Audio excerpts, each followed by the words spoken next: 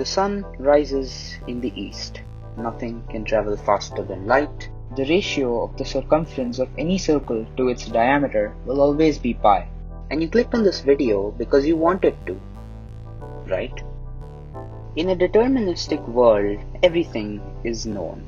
At least everything is known given a set of initial conditions. It's like javelin throw. If you know how fast and at what angle you threw the javelin, you would know exactly how far the javelin would land. This means that if we are able to map the positions and speeds of all particles in the universe, we would be able to know the future. This means that you clicked this video not because you wanted to, but because the initial conditions of our universe led you to it, right? Well, no. Luckily, our world is not deterministic. We can never know the exact speed and position of all particles in the universe thanks to Heisenberg's uncertainty principle, and hence you clicked this video simply because you wanted to. Now that you're here, let's build two simple algorithms, a number sorter and a number randomizer. The number sorter is simple. It sorts any set of numbers into an order, let's say ascending order. And the number randomizer arranges the numbers randomly. Consider the numbers 1, 3, 4, 2, 5, 6.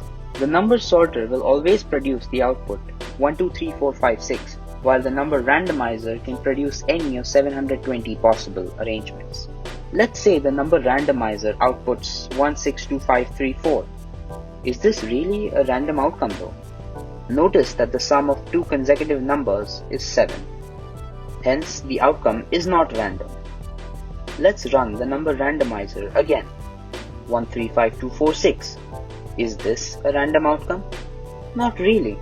The numbers are arranged in ascending order from odd to even. In fact, any of the possible 720 arrangements can have some property that makes them not random. But randomness is extremely important for humans. How exactly do we determine that time has elapsed?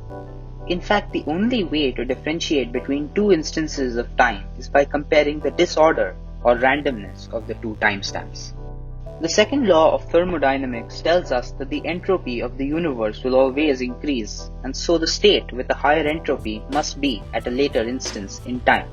But if we can always find some property that makes a system orderly, do we really know what instance in time is later and what instance in time is before? Luckily, our world is slightly random, and so the net entropy of the universe is always increasing. Enter probability.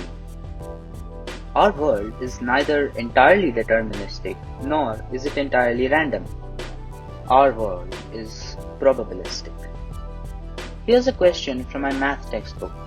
A man can kill a bird once in 3 shots. If the man fires 3 shots, then what is the chance that a bird is killed? After reading this question, you may think that since the man fires 3 shots and it is given that the man can kill a bird once in 3 shots, then the chance that the bird is actually killed must be 100%. I thought so as well, but I was wrong. Since the man kills 1 bird in 3 shots, his chance of killing 1 bird in 1 shot must be 1 by 3. But wait a minute, this seems weird. Why do we have such different approaches that lead to massively different answers? To explain this, let's flip a fair coin 4 times. Boom! All are heads. Since middle school, we know that the chance of heads is 1 by 2. So if I flip 4 times, it's only logical we should have ended up with 2 heads and 2 tails. Why this discrepancy then? If we flip a few thousand coins, we would get closer to 50-50. But if we flip an infinite number of coins, the result is exactly 50-50, and that is where we get 1 by 2 from.